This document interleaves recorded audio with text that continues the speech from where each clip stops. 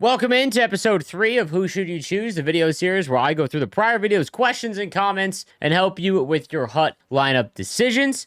Let's get into today's questions and topics as you guys sat through a 40-minute Who Should You Choose video yesterday, so love that. These videos do go live Monday through Friday for the most part, so always you want to make sure you're subscribed, notifications on to get your questions in. So let's start at the bottom. Hi, Sleeves. Any thoughts on how we may have a bunch of X Factors and icons in our lineup while pushing to get McDavid or the high-end icons, and then poof, half our lineup has gone to trade-in? I was thinking about this yesterday. If you are going after McDavid or the power-up icons, you're right, because a lot of those power-up icons and X Factors are usable. Like, they are better than a lot of the base cards and lower overalls. So, but unless you're spending money, it'd be really hard to get enough to actually make them right now. You might be able to make like an X Factor, like Nylander or something like that, but you're gonna have to wait for the first event on Friday to come out, so that we can wait for more decent cards to use. Not even the high end cards, just decent cards. I don't think it'll be a bad year for free to play. It's just going to be generic teams. That Eichel makes me think of the monthly legend. So he's talking about the 87 Jack Eichel. I'm sorry, I'm very tired. I'm in the middle of my subathon, so I slept like 4 hours last night on a military cot. The Jack Eichel at 87 overall that was shown in the HUT deep dive, that is a XP path card, meaning that when season 1 drops, we have a long XP path that's a couple weeks long, and it looks like we'll earn that card. Because it's an 87, I would hazard a guess that it's probably the last thing we can earn. So 3 weeks worth of playing the game, basically, to get it. Some people have it in a few days, I'm sure. But nonetheless, like that Eichel, it does remind me as well, because everyone's going to have that card. It's going to be the best card in the game, at least for a little while.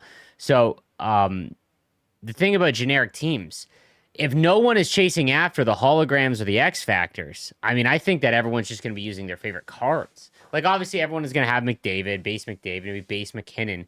But outside of that, there's a lot of options. Like, I haven't run into too many teams where I'm seeing the same, like, base cards or things like that. It's very early on, obviously. I'm seeing a lot of Madonna and Rod Brind'Amour and the better base icons and X Factors. But I think that because it would be like you're not chasing after all of those high-end cards, so everyone would just buy their favorite players when they receive a new card. So like a team of the week, not Mario Ferraro, William Eklund. Okay, a team of the week, William Eklund. I'll buy that because I want to spend my coins on just my favorite players. I'm a new player and fan of NHL. Thanks a lot for your help about what stats and cards to look for. I shouldn't like the game because I despise EA, but I'm having fun. I feel like a lot of people want to just hate EA or hate NHL because it's made by EA, and they deserve that for the most part. You know, there's been a lot of letdowns in the NHL franchise over the last little while, or just sports games in general. I'll say this. If you've grinded the game and you feel like you have to grind the game, okay, and then you're like, what do? I have nothing to play for.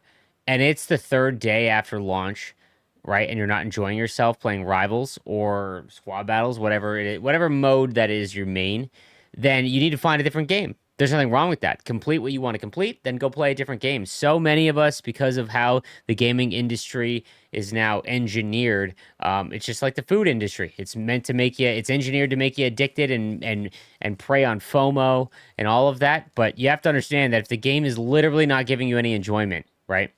You gotta find something else. But to hate NHL immediately because you don't like EA, that's silly, you know, because there might be parts about the game that you enjoy.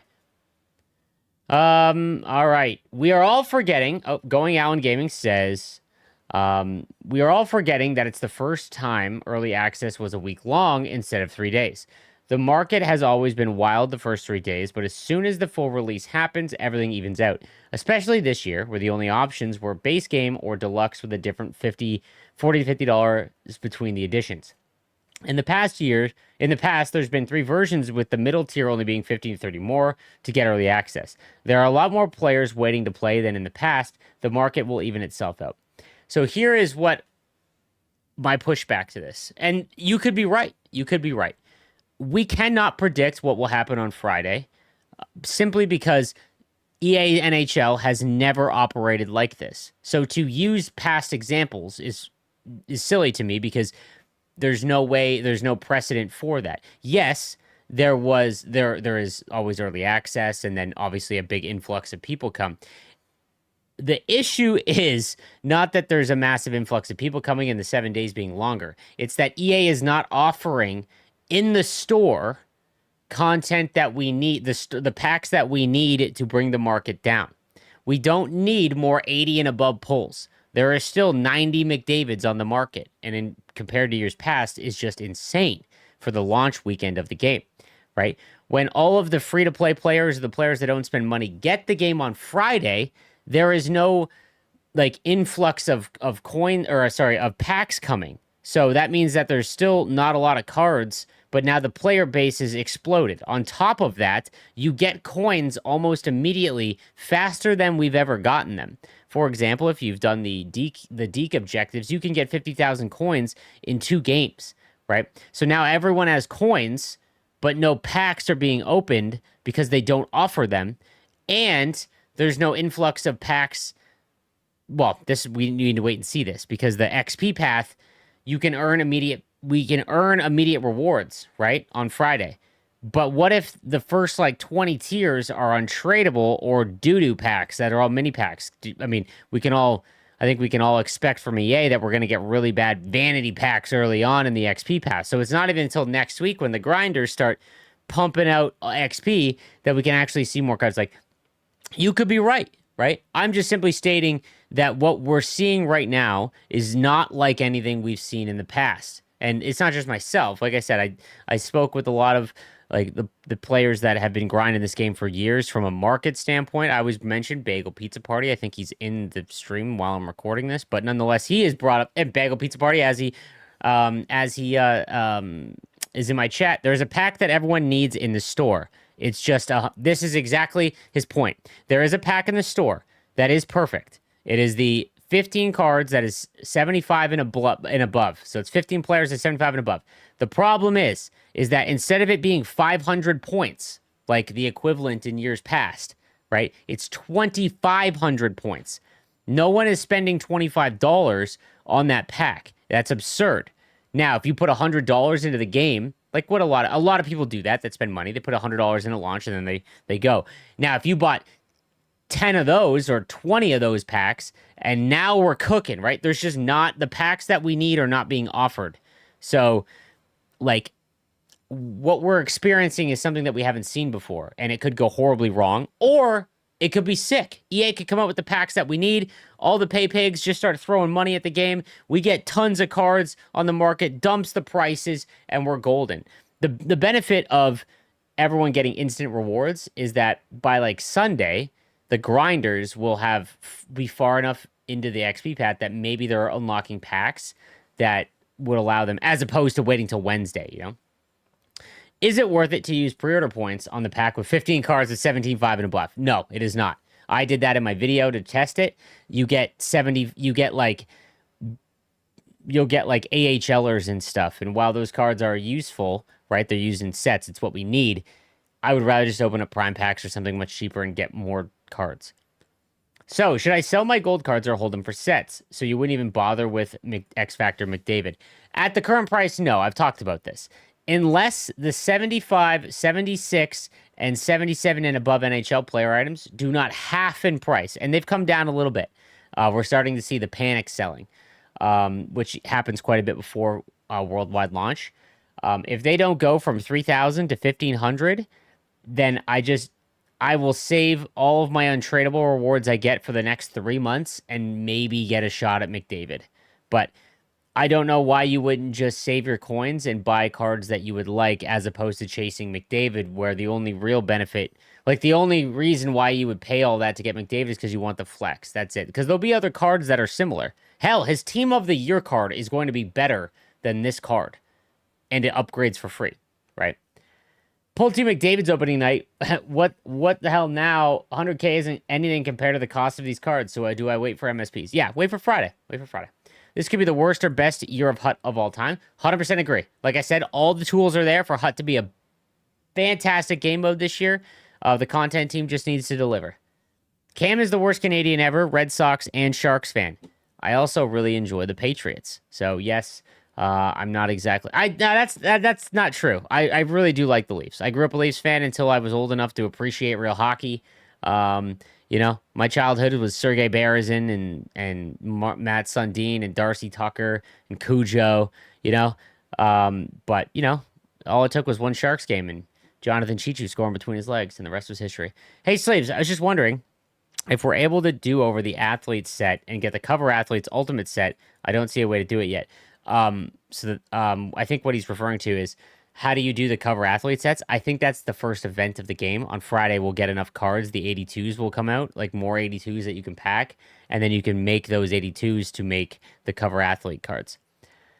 I have 130 coins and I'm free to play. I want McDavid's base card, but that would wipe out my coin collection. Do you think I should grab him or wait to save for a better card once a new event comes out? Always buy your favorite cards. If you want a card, never be like, man, I can't blow my coins, because then what? You're going to spend, 70K on two cards that you don't really love, but you're like, I got to have a better team. Go buy McDavid, brother. They need to allow you to pull X Factor McDavid, Power Up Icon, Gretzky, Lemieux, etc. It's a joke. There's no excitement when pulling X Factor's Power Up Icons. This is the big issue, because if those cards were in the packs, then you wouldn't see as many base McDavids on the market, right? But that being said, I don't think X Factor McDavid should be pullable. I've long been a big fan of there being a holy grail card to chase. There should be one. It shouldn't be 4 million coins in value, but we set the market. I've talked about this. The power up icons, the holograms, yeah, those should be, and the Captain X Factors, those should 100% be in packs. I agree. The market doesn't crash on Friday. What happens? There'll be a lot of doom and gloom, and I won't be like, oh, the game's over, skip it. We'll just have to figure out what the new way is to get the content we want, right? And there will be ways. There will be guys that will be in the community that will figure out a way to get McDavid or the cards you want. And it might just be a change in philosophy how we play Hut. You might literally just buy Team of the Week. When was the last time that you guys bought a Team of the Week card because you liked the player? Like, it's very rare, which is crazy to me, right? Because the Team of the Week and Live Moments and all those cards that are headshot cards, but they're upgraded, when you pull one, you're like, sick, I pulled a high-rated card. But you really just sell it within a day or two to get coins, right? Maybe if the crash doesn't happen, then that's what we're doing. Because the coins will be spent. I can assure you that. How long until the wild card rant? It seems the same as a previous mode called Draft Champions, and a downgrade from Hut Rush. I really feel like Wildcard should be an addition to the game mode already in 24, not replacing Hut Rush. So, don't disagree with everything here. Wildcard in its first week is kind of empty. There are ways to make it a little bit better. But I will say this about Hut Rush. It would have taken significant amount of dev resources to fix the problems with Hut Rush. The major one is that the objectives wouldn't track, right? Objectives not tracking was a mess. But you're right. It did have its own XP path, essentially, which is what Wildcard has. And I think this is the thing. I don't even think Hut Rush should have been taken out. Specifically, I think that you should have just been able to allow your buddies to hop in. I wish your buddies were allowed to come into the mode with you, and you could play ESHL like sixes in Wildcard. That'd be sick. That was what I always thought Hut Rush was going to be.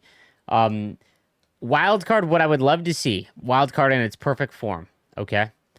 I would love to see enough with the 70 overall cards. Like, the cover athlete event. Let us use, 4 of those MSPs. Let us test the new cards in that mode and let us cook, You know what I'm saying? Don't give us silver cards. We don't want that, And then every few weeks, you can do an event where it's like there's a salary cap and they don't provide any cards, and it's a full draft, and you can bring a couple wild cards, right? That would be a good way to see or to utilize a wild card. But you're right, it is Draft Champs. But I think if you pooled everyone that played Draft Champs back in the day, hey, would you like to see Draft Champs brought back with decent rewards? 9 out of 10 people would have said yes, right? So. It's better than it not being in the game. And Hut Rush was so broken and annoying that like I don't know, it needed to be fixed.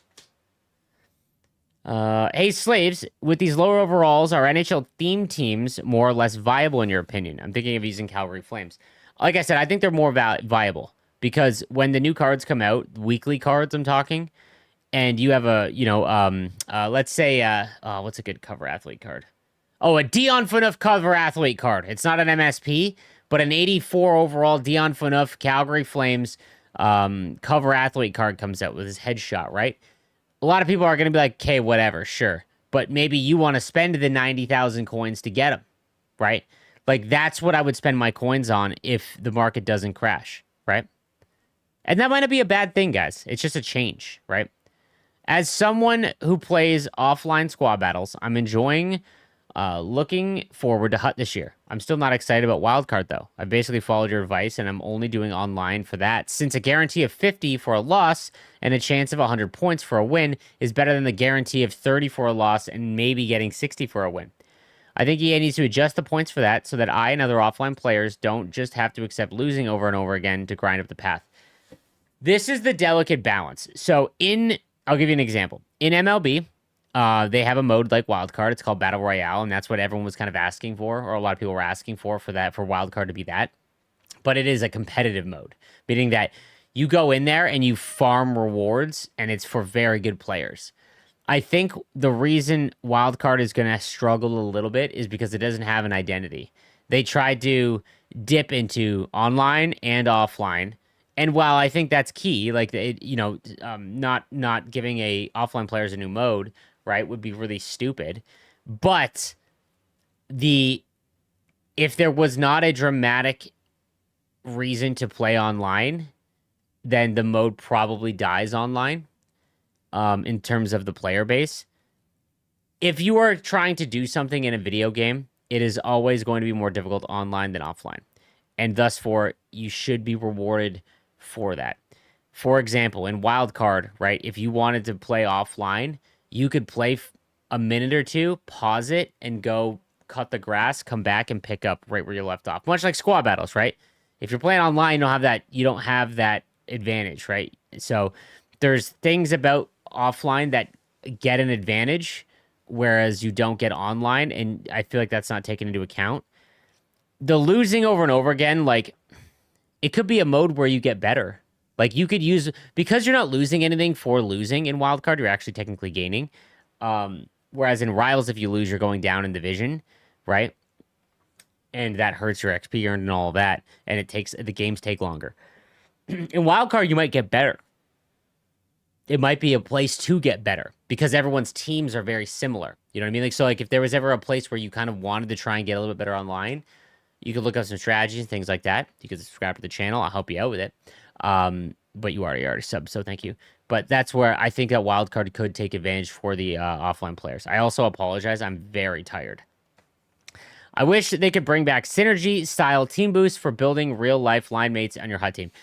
100%. I don't want to see the thing where you used to be able to put a player, change the player's team for your synergies. Hated that, but you should definitely be able to do, like, if I have all San Jose Sharks in my lineup, like, let's say I have 10 forwards or 9 forwards in my lineup that are Sharks, then all of those players get +2 to every attribute. Like, that would be cool. I would love that. It would promote theme teams, and we don't see that in HUT at all. The lackluster pack pulls and limited number of objectives has driven me away from HUT for a couple days. Now that I've finished the XP path, it has encouraged me to explore other modes. I've realized I actually quite enjoy World of Chell. This is what I've been stressing, guys. I've seen so many people come into my comments or my Twitch stream, and they immediately bitch that they're out of things to do, right? And it's like, why do I even play? What's the point? And it's like, if you don't want to play the game, don't play it. And if you're not having fun by just playing the game, this is the thing. If you're not having fun by just playing, like Rivals online, then you just won't. You're looking for a job. You're looking to clock in and get your paycheck. And that's all you're doing, right? Like, it's a cycle the video game industry is very good at, right? The reason why they made early access so limited was so that we didn't get players that could just farm it and, like myself, play infinite hours and have such a better team than everyone else that the rubber band has exploded, right? They kept a limiter on it so that it kind of kept it within a range. So when the worldwide player base gets it, they're not getting smoked by everyone having McDavid, for example, right? So I understand, like, play a different mode, play a different game. You know, just because you've completed everything doesn't mean that you have to stay in the game. You completed everything. If you're not having fun playing the game or doing other things, then go try something else. I love that you enjoy World of Chell, man. Hey slaves, I have only played once online and got slaughtered, so I decided to play squad battles until I get a competitive team. But unfortunately, the setup seems to be terrible to start, only because these packs are just not offering anything worthwhile. What is your opinion on this? Like I said, Friday with the rewards, or with the new XP path, that's going to really determine how that first month of NHL is going to go. And again, I'll have videos that cover every new piece of content that comes out, and I'll let you know what to farm and all of that, what to grind after. The last one up here says, if you pre-ordered the deluxe edition, you are not truly no money spent. You literally spent money. You literally spent extra on the game to get early access and bonuses. I love these arguments, because I do a no money spent series. And this year I decided to use the points that I got for early access and all of that. To be honest, man, if you buy the game at launch and get whatever they offer because it is your main game, you enjoy it, you put in hundreds of hours, I don't really see an issue with that. There's no reason to be bent out of shape. If you're not truly no money spent, that is like you're not no money spent because you pre-ordered the game and got the early access bonuses is like every single vegan having to tell every other person that they're a vegan, right? Like, it's cool. Enjoy no money spent or your team however you want. If you're no money spent and you don't get anything other than the pre-order bonuses, I consider that to still be no money spent because you're not farming any more money than you have already doled out for the actual just game. So that is my take on that. That is going to do it for the third episode of No Money Spent. And I will see you guys tomorrow.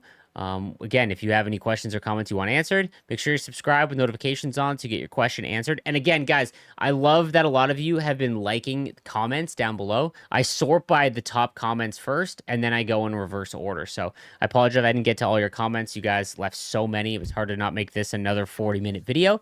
I'll see you guys later on. Have a good one.